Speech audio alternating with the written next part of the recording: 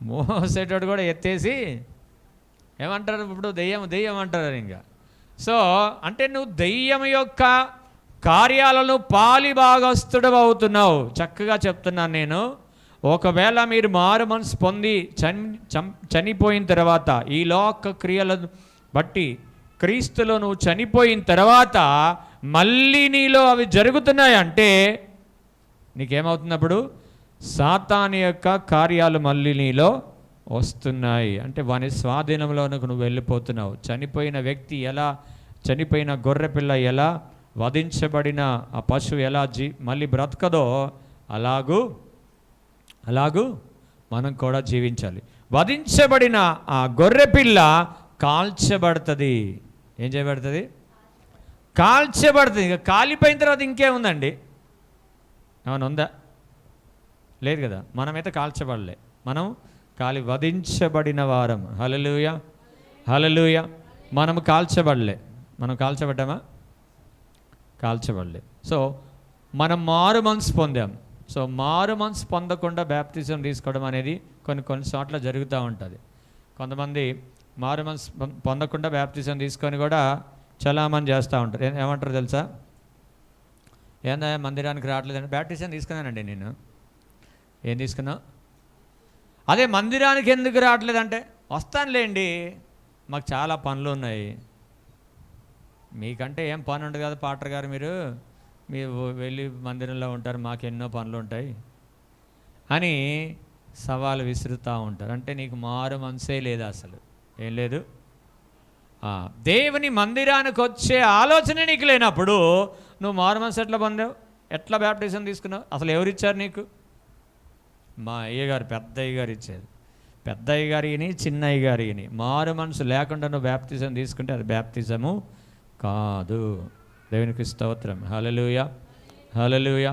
కాబట్టి ఇది చాలా క్లారిటీ. ఎందుకంటే యేసుప్రభు ఏమన్నాడు తెలుసా?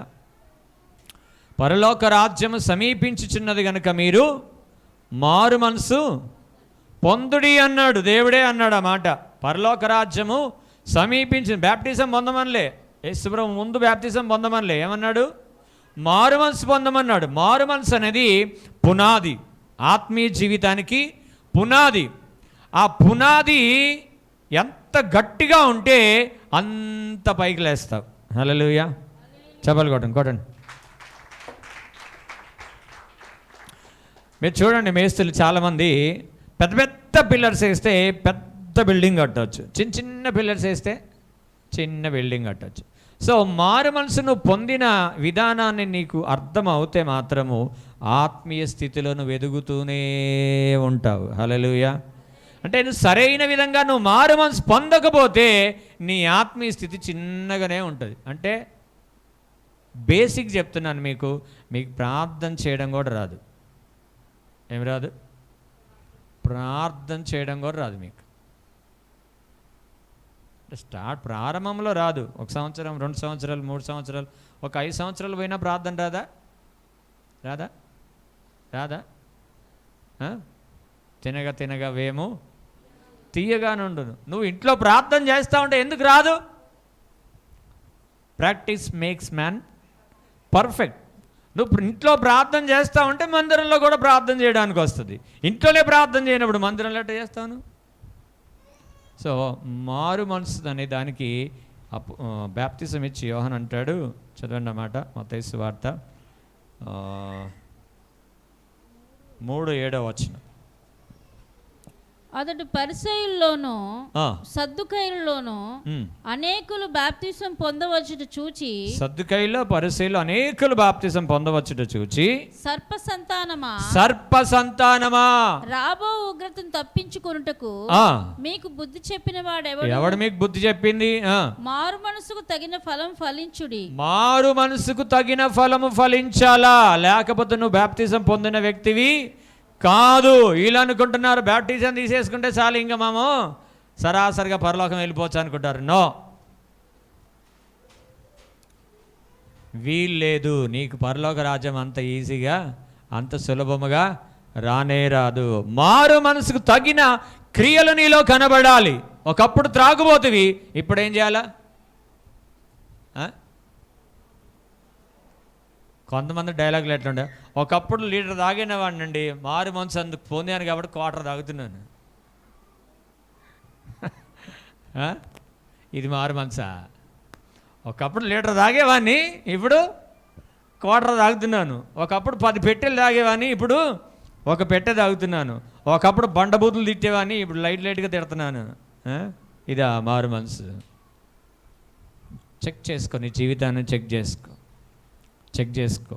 ఒకవేళ లేదంటే మళ్ళీ మారు మనసు పొందు, రక్షించబడి. ఇంకా సమయం ఉంది, ఇదే అనుకూల సమయం, ఇదే రక్షణ దినం. నిన్ను నీవు మోసపరచుకోకు, సాతాను నిన్ను మోసపరచనీయకు, ఎందుకంటే నీ కొరకు అగ్నిగుండం సిద్ధంగా ఉంది. కాబట్టి మారు మనసు పొందితే దేవుడు అగ్నిగుండం నుంచి తప్పించి నిన్ను దేవుని రాజ్యములో చేరుస్తాడు. హల్లెలూయా, హల్లెలూయా. సో ఇక్కడ సద్దుకాయలు పరిసయ్యులు ఏమనుకుంటున్నారు వాళ్ళు? మేము మారు మనసు పొందేసాం అనుకోవట్లే వాళ్ళు. బ్యాప్టిజం ఎందుకు తీసుకోవాలా? బ్యాప్టిజం తీసుకుంటేనే పరలోక రాజ్యం, అది నాకు కూడా ఇచ్చేయి. మళ్ళీ ఎప్పుడు వస్తాడు ఈ మహానుభావుడు? ఈసారి ఎప్పుడు వస్తాడు తెలుసా? క్రిస్మస్కి వస్తాడు. ఎప్పుడు వస్తాడు? కిస్మిస్కి వస్తాడు. పెద్ద కేక్ పట్టుకొని వస్తాడు, పెద్ద స్టార్ వేసుకొని వస్తాడు, కొత్త బట్టలు వేసుకొని వస్తాడు, గుంపులుగా కదా. అప్పుడు వస్తారు ఈ అయ్యగారు, ఎందుకంటే మారు మనసు లేకుండా పొందాడు కాబట్టి బాప్తిజము. అప్పుడు వస్తారనమాట. దేవునికి మహిమ కలుగును గాక. హల్లెలూయా. నువ్వు మారు మనసు పొందే దేవుని భయం నీ గుండెలో నాటుకుపోతుంది. మారు మనసు లేకపోతే భయం ఉండదు, ఏముండదు కదా. ఏదో సామెత అంటారు కదా, నాకు అదురు లేదు నవాబకు బెదిరి లేదా, ఏదో అంటారుగా. అని నీకు ఇంకా ఎవరు చెప్పేవాళ్ళు ఉండరు నీకు, ఎందుకంటే నీ ఇష్టం కదా, నీ జీవితం నీ ఇష్టం అనుకుంటావు. కానీ బ్యాప్టిజం పొందామని నువ్వు అనుకుంటున్నావు, కానీ నువ్వు పొందలేదు. అందుకే లోకంలో తిరుగుతూ ఉన్నావు. దేవుని మందిరానికి రాకుండా ఎక్కడ తిరుగుతున్నావు? నువ్వు లోకంలో తిరుగుతున్నావు. తాగుడు మానేసాను అంటున్నావు, కానీ లీటర్ తాగడం మానేసి క్వార్టర్ తాగుతున్నావు నువ్వు. అంతే, ఏం తేడా లేదు. మెల్లగా పెరిగిద్ది, మళ్ళీ క్వార్టర్ నుంచి హాఫ్ అయింది, మళ్ళీ హాఫ్ నుంచి ఫుల్ అవుతుంది మళ్ళీ. సో ఇది మారు మనసు అస్సలే కాదని దేవుడు చెప్తూ ఉన్నాడు. కాబట్టి ఎవరైనా అలాంటి వారు ఉంటే మాత్రం మారు మనసు పొందాల్సిందిగా దేవుని నామమును బట్టి మనవి చేస్తున్నాను. హల్లెలూయా, హల్లెలూయా, హల్లెలూయా. 2 పేతురు 3:9 చదవండి ఒకసారి. 2 పేతురు 3:9. కొందరు ఆలస్యమని ఎంచుకున్నట్లు ప్రభు తన వాగ్దానమును గురించి ఆలస్యం చేయువాడు కాడు గాని ఎవడును నశింపవలనని ఇచ్చయింపక అందరూ మారు మనసు పొందవలనని కోరుచు మీడల దీర్ఘశాంతము గలవాడై ఉన్నాడు. చాలు, దేవుడు యొక్క దీర్ఘశాంతము మన ఎదుట ఉన్నది. చాలామంది రక్షించబడి కూడా చిన్న పొరపాట్లు చేస్తూ ఉంటారు, కానీ అది చేయకుండా చాలా జాగ్రత్తగా చూసుకోవాలి. ఒకవేళ పొరపాటున ఏదైనా జరిగితే నువ్వు మారు మనసు పొంది మళ్ళీ వెంటనే సరి చేసుకోవాలి. ఒక ఉదాహరణకి చెప్తాను. దేవుడు శరీరాన్ని సంపూర్ణంగా మనకు అనుగ్రహించాడు. వెళ్తూ మనం కింద పడ్డామా? సైకిల్ ఎంతమంది నేర్చుకున్నారు? పురుషులు అందరికి సైకిల్ వచ్చా? ఎన్నిసార్లు కింద పడ్డారు మీరు సైకిల్ నుంచి? పడ్డారా లేదా? పడ్డారా? పడ్డప్పుడు మోకాలు రాసుకుపోయినాయా? సో రాసుకుపోయినాయి అట్లే ఉంచారా, లేకపోతే మందు పెట్టి శుభ్రం చేసుకున్నారా? చెప్పాలా? సో ఒక గాయం కలిగినప్పుడు దానికి సరైన ట్రీట్మెంట్ ఇచ్చి మళ్ళీ శరీరాన్ని బాగు చేసుకుంటాం. అదేవిధంగా ఒకవేళ మీరు ఆత్మలో బలహీనులైనప్పుడు ప్రభు యొక్క రెక్కల నీడకు వచ్చి ఆయన రక్తముతో మళ్ళీ మనం దాన్ని శుద్ధి చేసుకోవాలి. హల్లెలూయా. మళ్ళీ ప్రభు సన్నిధిలో వేడుకోవాలి, ప్రభా ఇదిగో జరిగిపోయింది, నా వలన పొరపాటు జరిగిపోయింది నాయన, నన్ను క్షమించు అని అనుదినమును మారు మనసు పొందుతూ ప్రభు సన్నిధిలో నిలిచి ఉండాలి. హల్లెలూయా. మారు మనసు ప్రక్రియ ఒక్కరోజుతో అయిపోయింది కాదు. నువ్వు అనుదినం ప్రభా, ఇంకను దావీదు కూడా అంటాడు, ప్రభా నా యందు నీకు ఆయాసకరమైనది ఏమైనా ఉన్నదేమో. మన మానవులం, మన కనులు మానవ సంబంధమైనవి కాబట్టి ఇంకా ఏమైనా శుద్ధీకరణ చేసుకోవాలంటే నీ రక్తంతో నన్ను కడుగయ్యా అని ప్రభు సన్నిధిలో మనం ఆ ప్రార్థన చేస్తూ ఉంటే నీవు తగ్గించుకుంటూ ఉంటావు. హల్లెలూయా. లేదంటే నేను అంత బాగానే ఉన్నాను అనుకో, అపవాది పని చేస్తాడు. ఎక్కడ పని చేస్తాడు తెలుసా? జీవపు డంబం నీలోనికి చేరుస్తాడు. సో ప్రతి దినము కూడా ప్రభు సన్నిధిలో మారు మనసు పొందుతూ ప్రభు రెక్కల నీడలో నువ్వు ఉండాలి. అందుకే అంటున్నాడు ఇక్కడ అందరూ మారు మనసు పొందవాలి. ఇది ఎవరికి రాసింది తెలుసా పత్రిక? విశ్వాసులైన వారికి రాసింది, అన్యజనులకు కాదు. పేతురు పత్రిక అమూల్యమైన విశ్వాసులకు వ్రాయినది ఏమనగా అని రాయబడింది. 1వ అధ్యాయం 1వ వచనంలో రాస్తుంటుంది అన్నమాట. సో విశ్వాసులైన మనము కూడా ప్రభు సన్నిధిలో పరీక్షించుకుంటూ ఉండాలి. ప్రతిదినం ఏం చేసుకోవాలా? పరీక్షించుకుంటూ ఉండాలి. నేను మేము ఒక ప్రశ్న అడుగుతా, మీ శరీరంలో సంపూర్ణమైన ఆరోగ్యం ఉందని మీకు ఎలా తెలుస్తుంది?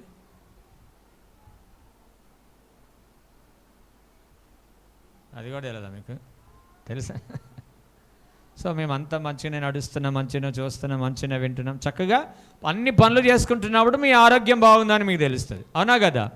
సో మీ శరీరంలో ఏదన్నా కొత్త తేడా అనిపించినప్పుడు మీకు ఎక్కడ తేడా ఉందని అక్కడ నొప్పో లేకపోతే బలహీనతో వెంటనే జరిగిపోతుంది. అప్పుడు మీరు ఏం చేస్తారు? వెంటనే హాస్పిటల్ వెళ్ళడమో, ప్రార్థన చేయడమో, ఏదో ఒకటి దానికి తగిన ట్రీట్మెంట్. తలనొప్పి వచ్చిందనుకో, కడుపు నొప్పి ట్యాబ్లెట్ ఏం తీసుకోరుగా, ఏమైనా తీసుకుంటారా? ఇప్పుడు కడుపు నొప్పి ట్యాబ్లెట్ వచ్చిందా, తలనొప్పి ట్యాబ్లెట్ తీసుకుంటారా? సో ఎక్కడ బలహీనత ఉందో దాన్ని బట్టి ట్రీట్మెంట్ తీసుకుంటారు. అదేవిధంగా ఆత్మీయతలో నువ్వు ఎక్కడ పడిపోతున్నావో దాన్ని జ్ఞాపకం చేయి. ప్రభుకి జ్ఞాపకం చేయటం ద్వారా ఆయన నీకు దానిని స్వస్థపరిచి తిరిగి ముందుకు నడిపిస్తాడు. హృదయం అన్నిటికంటే మోసకరమైనది, అది ఘోరమైన వ్యాధి. అన్ని వ్యాధుల కంటే ఘోరమైన వ్యాధి అంటే హృదయం. ఈ హృదయము చౌకముగా ఉండాలి. దేవునికి స్తోత్రం, హల్లెలూయా. చక్కగా ఉండాలని దేవుని వాక్యం మనకి సెలవిస్తూ ఉంది. కాబట్టి మారు మనసుకు తగిన ప్రతిఫలము పొందాలి. మారు మనసు పొందిన తర్వాతనే అపోస్తలుడైన పేతురు అంటాడు, అపోస్తల కార్యాలు 2:38లో,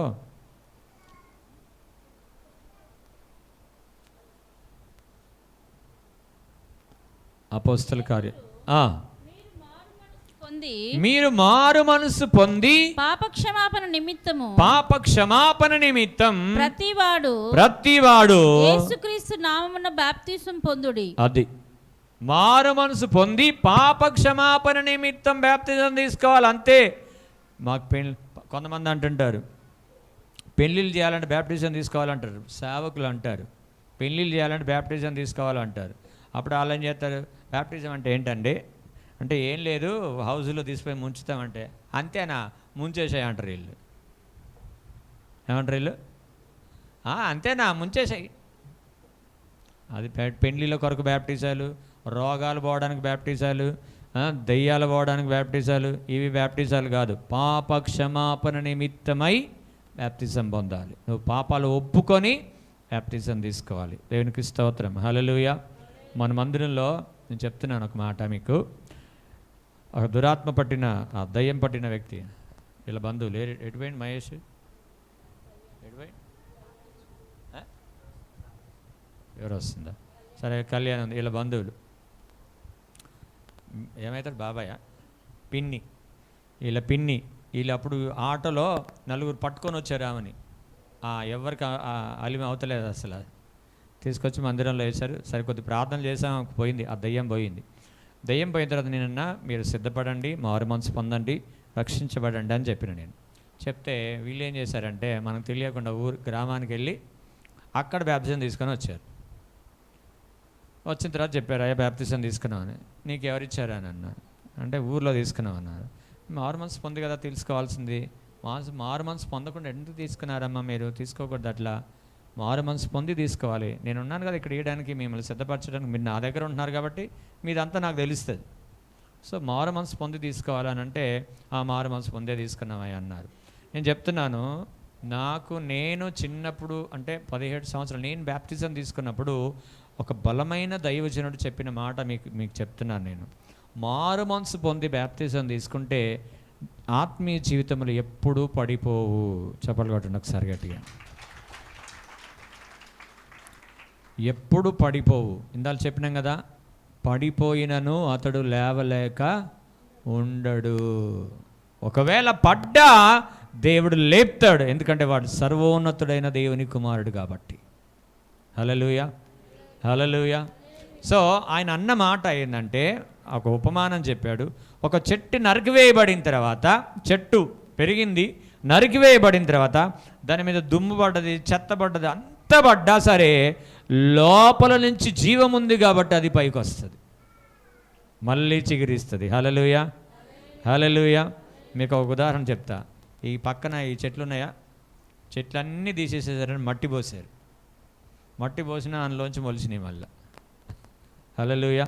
నీ ఆత్మీయ జీవితాన్ని ఏది పతనం చేయాలన్నా, ఎవడు దాన్ని అణిచివేయాలన్నా అణిచివేయలేరు. అది మొలుస్తూనే ఉంటుంది. హల్లెలూయా, హల్లెలూయా. ఇది మారు మనసు. నువ్వు మారు మనసు లేకుండా బ్యాప్టిజం తీసుకుంటే, వీళ్ళు బ్యాప్టిజం తీసుకున్నారు, మారు మనసు ఒక సంవత్సరం ఉన్నారా?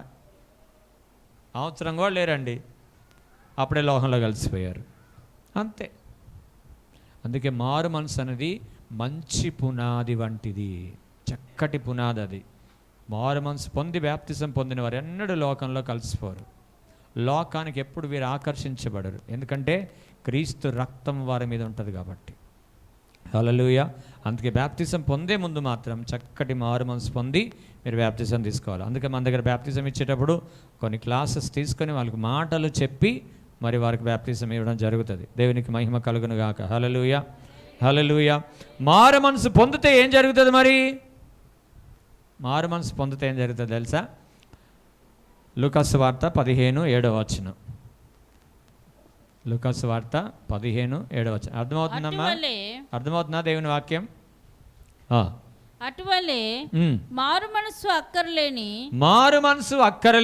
99 మంది నీతిమంతుల విషయమై కలుగు సంతోషము 99 మంది నీతిమంతుల విషయమై కలుగు సంతోషము కంటే మారు మనసు పొందు ఒక పాపి విషయమై పరలోకమందు ఎక్కువ సంతోషం కలుగు. గట్టిగా చెప్పగలుగుతాం ఒకసారి. అంటే మొట్టమొదటిగా మీరు మారు మనసు పొందినప్పుడు, మనం మారు మనసు పొందినప్పుడు ఎక్కడ సంతోషం కలిగిందంట? అబ్బా, చూసారా మీరంతా విలువైన వారు. ఎక్కడ కలిగింది? పరలోకము కదిలిపోయింది, పరలోకములో పండగ జరిగింది, పరలోకములో సంతోషము కలిగిందండి మీరు మారు మనసు పొందినప్పుడు. హల్లెలూయా, హల్లెలూయా. సో ఈ మారు మనసు పొందిన వాళ్ళు మామూలుగా ఉండరు, బలంగా ఉంటారు. మామూలు తాలుగా ఎవరు ఉంటారంటే మారు మనసు సరిగ్గా పొందని వారు. అంటే పశ్చాత్తాపపడి ప్రభు సన్నిధిలో ప్రార్థించిన వారు ఎన్నడూ కూడా కదిలించబడరు. హల్లెలూయా. ఇదే సరైన మారు మనసు. ఇంకా ఎవరైనా మీలో సరైన విధంగా మారు మనసు పొందకుండా బ్యాప్టిజం తీసుకుంటే మాత్రం నేను మళ్ళీ ఇవ్వడానికి మీకు సిద్ధంగా ఉంటా. ఇది రెండో బ్యాప్టిజం కాదు, ఇది మొట్టమొదటి బ్యాప్టిజమే. ఇది మారు మనసు పొంది తీసుకున్నదే బ్యాప్టిజం, కానీ మారు మనసు పొందకుండా తీసుకునేది మాత్రం బ్యాప్టిజము కాదు. మీలో ఎవరైనా ఒకవేళ మీరు మారు మనసు పొందారని నాకు చెప్పి తీసుకున్నా కానీ, అయ్యా అన్న అప్పుడు నేను సరిగ్గా మారు మనసు పొందలేదు, ఇప్పుడు నేను పొందుతున్నాను అని మళ్ళీ తీసుకున్నా నేనే ఇస్తాను. అర్థమవుతుందా? ఎందుకంటే ఇప్పుడు మీరు చెప్పేది నాకు తెలుస్తుంది అంతే. నేను మారు మనసు పొందిన యేసు ప్రభు అని ఒప్పుకున్నా అని మీరు చెప్పేదే నాకు తెలుస్తుంది. ఇప్పుడు ఎంత పెద్ద దైవ సేవకులు ఇచ్చినా, ఇప్పుడు దైవ సేవకులు 100 మంది లైన్ కట్టారు, మారు మనసు పొందిన వాళ్ళు అందరూ లైన్ కట్టమంటే అందరిని కలిపి ప్రార్థన చేయించారు. ఒక్కొక్కరు వెళ్తూ ఉంటే ఆయన ఏం చేస్తూ ఉన్నాడు? బ్యాప్టిజం ఇస్తూ ఉన్నాడు. కానీ అయ్యగారిది ఏం తప్పు ఉండదు, పాస్టర్ గారిది ఏం తప్పు ఉండదు, మంద ఉంటుంది, మనదే తప్పు ఉంటుంది అనమాట. సో అలాగే ఎవరైనా ఉంటే మాత్రం దేవుడు మీతో మాట్లాడుతున్నాడు కాబట్టి మారు మనసు లేకుండా బ్యాప్టిజం తీసుకుంటే మాత్రం ఖచ్చితంగా మీరు మళ్ళీ బ్యాప్టిజం తీసుకోవాలి. హల్లెలూయా, హల్లెలూయా, హల్లెలూయా. ఎందుకంటే మారు మనసు పొందు పాపిని బట్టి పరలోక రాజ్యంలో ఏం కలుగుతుందంట? సంతోషం కలుగుతుంది. మిమ్మల్ని బట్టి సంతోషం కలిగిందా? మారు మనసు పొందే తీసుకున్నారా, మారు మనసు పొందకుండా తీసుకున్నారా? అది మీరు పరీక్షించుకొని దేవుడు మాట్లాడుతున్న మాటను, అయ్యో ఇప్పుడు ఏమనుకుంటారో, నేను ఎన్ని సంవత్సరాల నుంచి క్రిస్టియన్గా ఉన్నాను కదా, ఎన్ని సంవత్సరాల నుంచి ఉన్నాను కదా అని మీరు ఆలోచన చేయొద్దు.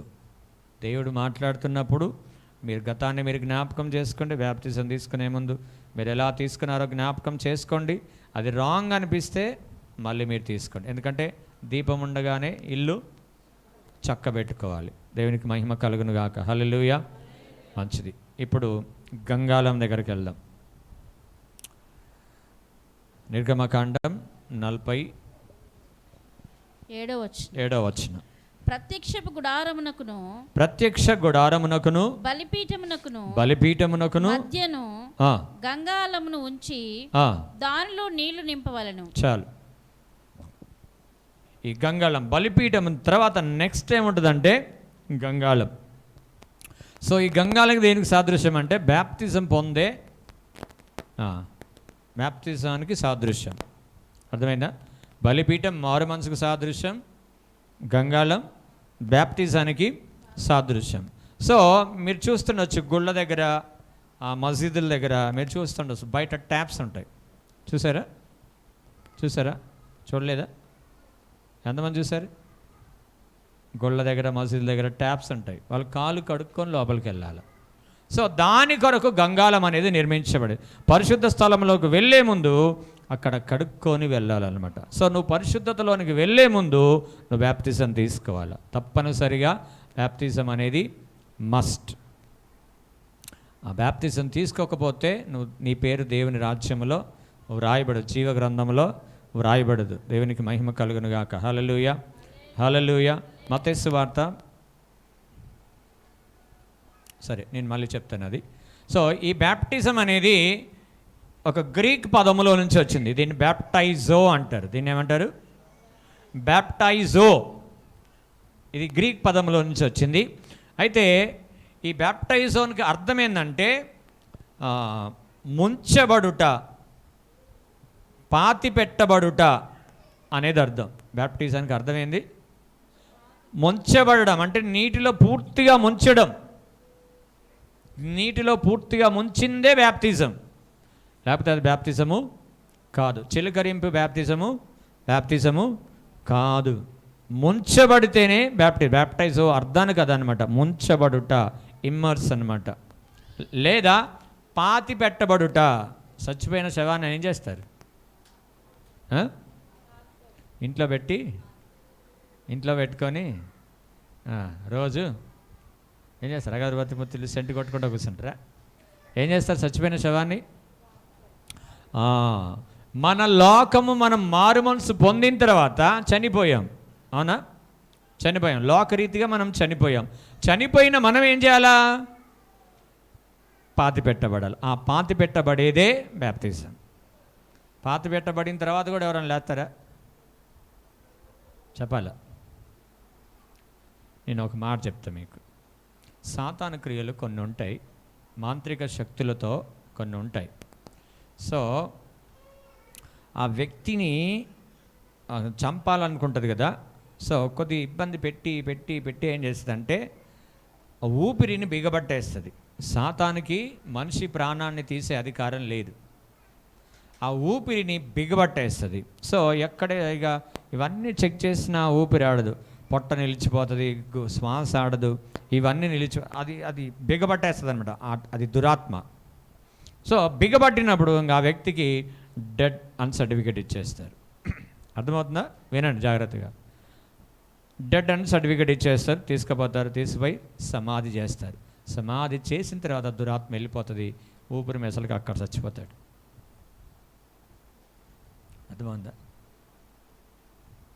చచ్చిపోయిన వ్యక్తి తిరిగి లేవడానికి లేదు. కొన్ని ఇలాంటి దురాత్మ కార్యాలు కూడా ఉంటాయి. ఎందుకంటే మేము కొన్ని ప్రాక్టికల్గా మీకు చెప్తున్నాం. ఏదో విన్న సందేశాలు కావు ఇవి, ప్రాక్టికల్గా మీకు చెప్తున్నాం.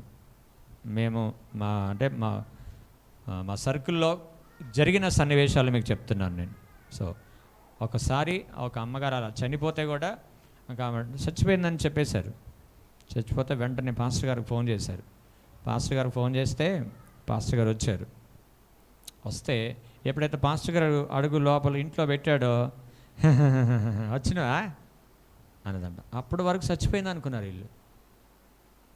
అప్పటి వరకు చచ్చిపోయింది అనుకున్నారు. ఈమె శ్వాస ఆడతలేదు, ఏం లేదు, అంత అయిపోయింది. అంత అయిపోతే ఆ పాస్టర్ గారు రాగానే లేచి కూర్చుందంట. అర్థమైందా ఇప్పుడు? నేను అన్నా, చచ్చిపోయిన తర్వాత నువ్వు ఎక్కడికి పోయినావు అక్క అన్న. ఎక్కడికి పోలే, నాకేం అర్థం కాలేదు అన్నది. అంటే నువ్వు చనిపోలే, ఆ దురాత్మ బిగబట్టాడు నిన్ను, ఆ ఊపిరిని బిగబట్టేశాడు. సో చనిపోతే ఏమవుతుందంటే మన ఆత్మ మన దేహాన్ని తిరిగి చూస్తుంది. మనం ఎక్కడికి వెళ్ళామనేది మనకు అన్నీ జ్ఞాపకం ఉంటాయి. దేవునికి స్తోత్రం, హల్లెలూయా. సో ఈ బ్యాప్తిజం అనేది పాతి పెట్టబడుట. ఒకసారి పాతి పెట్టబడిన తర్వాత ఎట్లా లేస్తాం మనం? లేచే అవకాశాలు ఉంటాయా? లేస్తే దెయ్యం అనుకుంటారు మళ్ళీ. సో నువ్వు మళ్ళీ లోక సంబంధమైన క్రియలు చేస్తున్నావు అంటే సాతాను క్రియలు చేస్తున్నావు నువ్వు. సో బ్యాప్టిజం అనేది బ్యాప్టైజో నుంచి వచ్చిన మాట ఈ బ్యాప్టిజం. సో ఈ బ్యాప్టిజం కూడా 3 రకాలు. బ్యాప్టిజం ఎన్ని రకాలంటే 3 రకాలు. ఒకటా 3 రకాలు. సో యోహాన్ అంటాడు, చదవండి అన్నమాట, ఇక్కడున్నమాట 11వ వచనం, మత్తయి సువార్త 3:11 వచనం. మారు మనస్సు నిమిత్తము నేను నీళ్ళలోను మీకు బాప్తిస్మం ఇచ్చుచున్నాను, అయితే నా వెనుక వచ్చుచున్నవాడు నాకంటే శక్తిమంతుడు, ఆయన చెప్పులు మోయుటకైనను నేను పాత్రుడను కాను, ఆయన పరిశుద్ధాత్మలోను అగ్నితోను మీకు బాప్తిస్మం ఇచ్చును. అది దేవునికి స్తోత్రం. హల్లెలూయా. ఇప్పుడు బాప్టిజాలు ఎన్ని? 3. యోహాను నీటిలో ఇస్తున్నాడు, మిగతా 2, 3 దేవుడిచ్చేటివి. హల్లెలూయా. సో బ్యాప్టిజం పొందిన తర్వాత, నీటి బ్యాప్టిజం పొందిన తర్వాత నువ్వు పరిశుద్ధాత్మ బ్యాప్టిజం పొందాలి, పరిశుద్ధాత్మ చేత నింపబడాలి, పరిశుద్ధాత్మ చేత అభిషేకించబడాలి. అది 2వ బ్యాప్టిజం. 3వ బ్యాప్టిజం అనేది అగ్ని బ్యాప్టిజం. అగ్ని బ్యాప్టిజం అంటే ఏంటంటే శ్రమలతో నువ్వు వెళ్తూ ఉన్నప్పుడు అది నీకు బ్యాప్టిజంగా మారుతుంది. శ్రమలలో నువ్వు నిలబడినప్పుడు అది నీకు బ్యాప్టిజం. శ్రమల బ్యాప్టిజం అంటారు దీన్ని. దీని ఏమంటారు? శ్రమల బాప్తిజం. అది అగ్ని బాప్తిజం. ఎప్పుడైతే నీ విశ్వాసం అక్కడ పరీక్షించబడుతుంది. చదవండి అన్నమాట 48:10 వచనం. యెషయా 48:10 వచనం. యెషయా 48:10 వచనం. నేను నిన్ను పుటం వేసి తిని వెండిని వేసినట్లు కాదు, ఇబ్బంది కొలిమిలో నేను నిన్ను పరీక్షించి తిని. నీ విశ్వాసం పూర్తిగా నా మీదనే ఉందా, అనగా దేవుని మీదనే ఉందా, లేకపోతే ఇంకా లోకం మీద కూడా ఏమైనా ఉందా అని శ్రమల ద్వారా దేవుడు నిన్ను పరీక్షిస్తాడు. హల్లెలూయా. అమ్మో, అయ్యి మాత్రం మాకొద్దు. నీటి బ్యాప్టిజం బాగానే ఉంది, పరిశుద్ధాత్మలో ఆనందించడం, గంతులు వేయడం బాగానే ఉంది, కానీ ఇది మాత్రం మాకొద్దు. ఏదొద్దు? ఈ శ్రమలు పొందడం మాత్రం మాకు వద్దండి. నువ్వు వద్దన్నా నీ విశ్వాసం పరీక్షించబడాలంటే ఈ బ్యాప్టిజం నీ దగ్గరకు వస్తుంది. అప్పుడే నీ విశ్వాసం అమూల్యమైనదని సర్టిఫై చేయబడుతుంది. హల్లెలూయా, హల్లెలూయా. కాబట్టి ఈ 3 బ్యాప్టిజాలు మన జీవితంలో అవసరం. చాలామంది నీటి బ్యాప్టిజంతో సరిపెట్టుకుంటారు, అంతే. ఇంకా నీటి బ్యాప్టిజంతోనే సరిపెట్టుకుంటారు. ఇంకా పరిశుద్ధాత్మ ప్రభా నన్ను నీ ఆత్మతో నింపు, నన్ను నీ శక్తితో నింపు అని ప్రయాసపడేది ఏమి ఉండదు. ఇది ప్రయాసంతో వస్తుంది, ఉచితంగా వచ్చేది కాదు. పరిశుద్ధాత్మ బ్యాప్టిజం అనేది నువ్వు ప్రయాసపడితే వస్తుంది.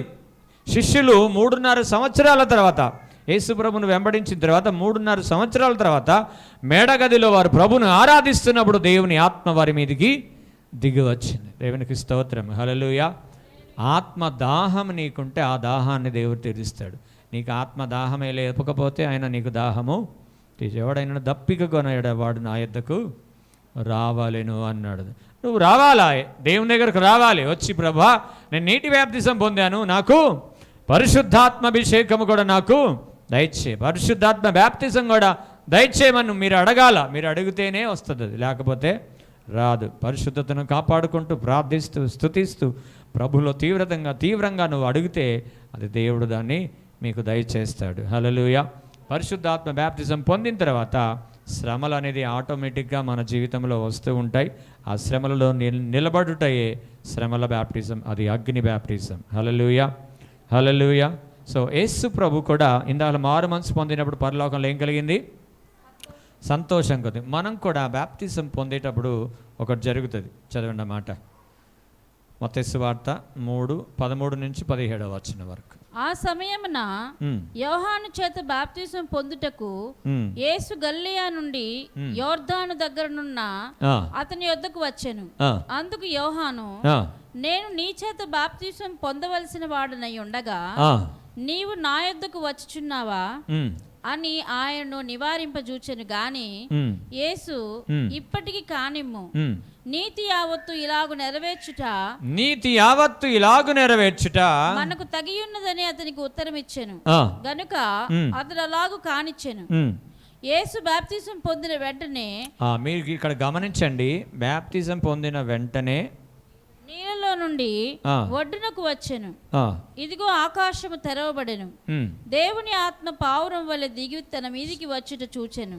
సో ఇక్కడ దేవుడు కాబట్టి ఆయన పరిశుద్ధాత్మ దేవుడు వెంటనే ప్రభు మీద ఉన్నట్లు మనం చూస్తున్నాం. ఆ తర్వాత ఇప్పుడు నీటి బాప్తిజం పొందాడు, తర్వాత పరిశుద్ధాత్మ బాప్తిజం కూడా పొందాడు. ఆ తర్వాత చదవండి అన్నమాట లైన్గా చదవండి.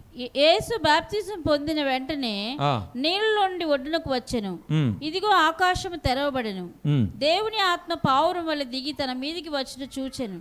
మరియు ఇదిగో ఈయన నా ప్రియ కుమారుడు, ఈయన యందు నేను ఆనందించుచున్నానని ఒక శబ్దము ఆకాశము నుండి వచ్చెను. మారు మనసు పొందినప్పుడు నీ నిమిత్తం పరలోక రాజ్యంలో సంతోషం కలిగింది. అలాగే బాప్తిజం పొందిన తర్వాత కూడా నీవు నా కుమారుడు అని ఆయన ముద్రించాడు. చెప్పాలి కొడదాం గట్టిగా.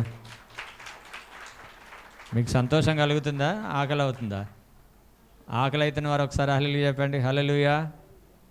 నాకు ఆకలి అవుతుంది, పొద్దునుంచి చెప్తా ఉన్నా నేను.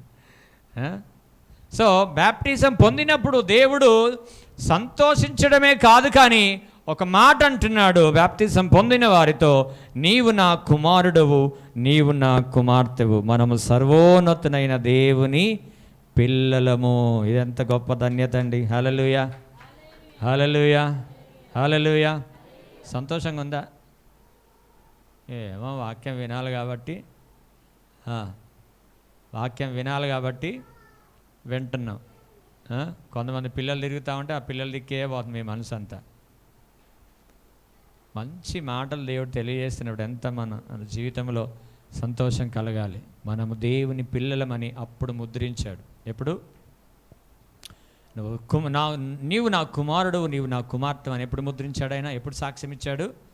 బాప్తిజం పొందిన తర్వాత. హల్లెలూయా, హల్లెలూయా. సో ఇలా దేవుడు మనల్ని రక్షించుకున్నాడు. ఆ తర్వాత యేసుక్రీస్తు కూడా శ్రమలు అనుభవించాడు. ఆ శ్రమల బాప్తిజం కాకుండా కూడా ఆయన వెళ్ళాడు. సో మనకు కలుగుతున్న శ్రమలు ఏదో ఒక వింతగా భావించకుండా ఇది నా మేలు కొరకే అనుకోవాలి. మీరు ఏమనుకోవాలా? చెప్పాలా? అంటారా? శ్రమ వచ్చినప్పుడు అంటారా? ఇది నా మేలు కొరకే అంటే నీ నోటి మాట స్థిరపరచబడుతుంది. ఇది నాకు ఎందుకు వచ్చింది మాయదారి రోగం, ఇది మాకెందుకు వచ్చింది మాయదారి శ్రమ అని నువ్వు అన్నావా, నువ్వు మేలు పొందలేవు.